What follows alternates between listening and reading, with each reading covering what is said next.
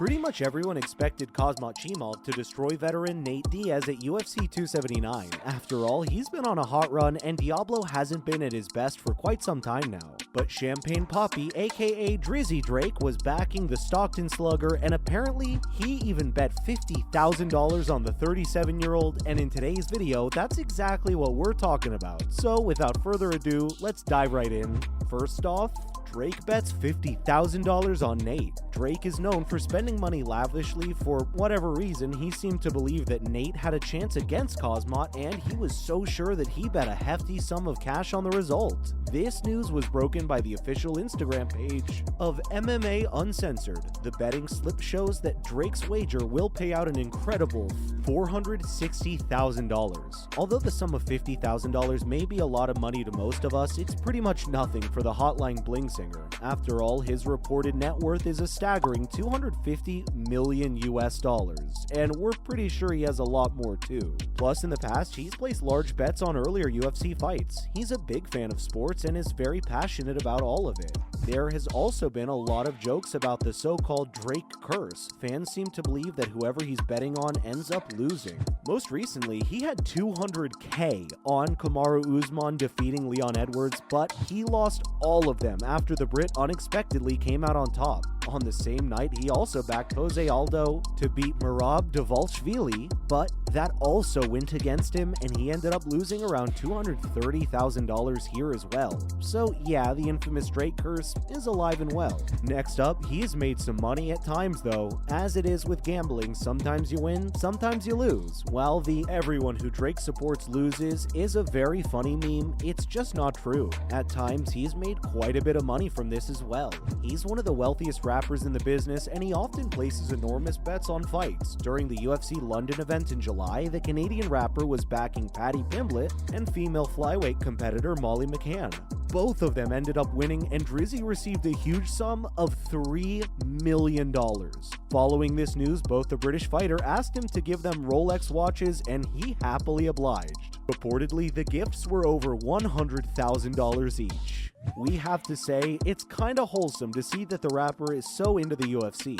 Moving on, did Nate defeat Khamzat? Well, it's kinda complicated. UFC 279 was extremely chaotic, and while Nate did end up winning, it wasn't against Khamzat. Let's back up a little. A couple of days before the card, Chimaev missed the welterweight limit of 171 pounds as he came in weighing at around 178.5. This meant that he wouldn't be able to participate in the main event, and Nate would have to face someone else for his farewell fight. While a lot of fans were angry at the Chechen for missing the weight, he didn't seem to care at all. And guess what? He even posted a joke on Twitter about the whole situation. According to his team, he wasn't able to cut weight due to medical issues. In any case, this was really disappointing for UFC fans who wanted to see him face Diablo.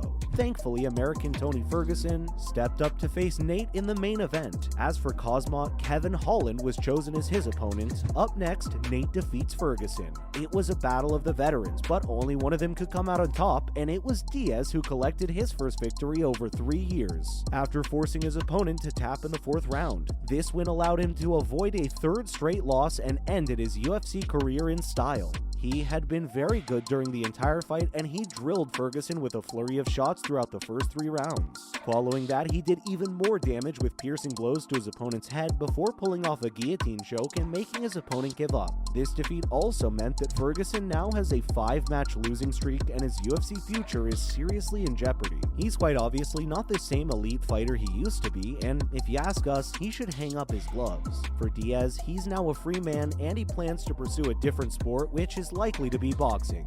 Yes, folks, that Jake Paul vs. Nate fight might actually happen.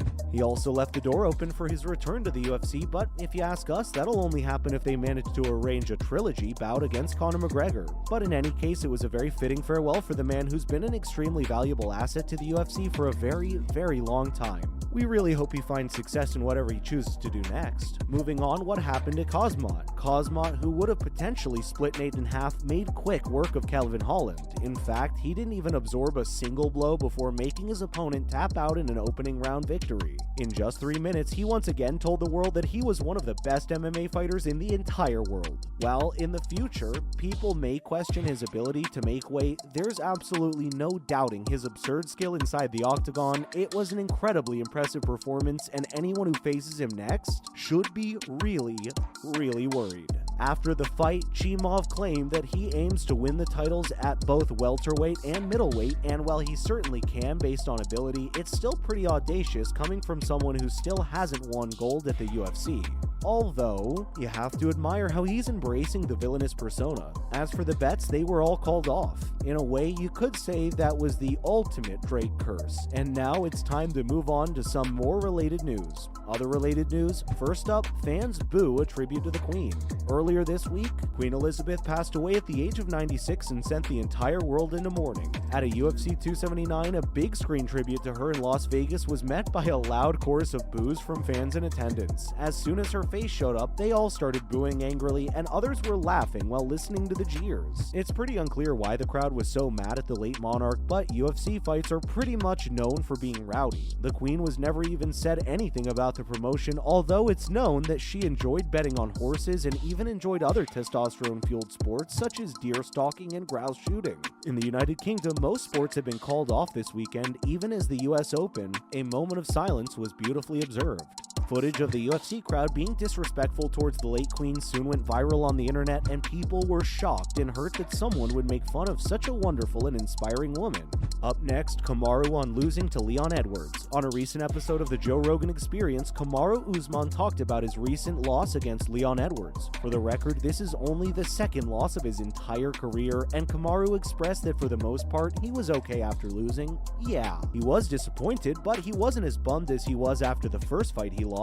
He explained that he knows that he lost because of his own mistakes. It really seems that the Nigerian Nightmare has come to terms with the misstep and is now looking forward to the future. Plus, there's already talk of a potential rematch between the two, and this time it might happen in England. It'll be interesting to see if he can redeem himself and prove that he's the better fighter. Finally, Conor McGregor criticizes Khamzat Chimaev. It appears that the Notorious isn't a fan of Khamzat and his antics at UFC 279. It's a rare tweet that wasn't quickly deleted. The Irishman said that he believes the UFC should have pulled Khamzat from the card entirely. He believes that reconfiguring bouts with a more favorable bout for the failed cutter will set a terrible example for other fighters in the game, and many will soon follow suit. He also added that he didn't like how the Chechen was smirking on the scale. Kind of funny that Conor of all people is talking about setting bad examples. For the last few years, his whole brand has been getting under his opponent's skin and saying the most outrageous things for attention. Plus, he's also been quite involved in a few nasty brawls outside of the octagon. In our opinion, that's much worse than missing weight and acting nonchalant about it. That's a wrap for this video. What are your thoughts on Drake betting $50,000 on Nate Diaz? Do you think Nate could have beat Khamzat? Let us know in the comments below. Make sure to give this video a thumbs up and subscribe to our channel for more videos like this one. Thank you so much for watching. Goodbye for now, and we'll see you in the next one.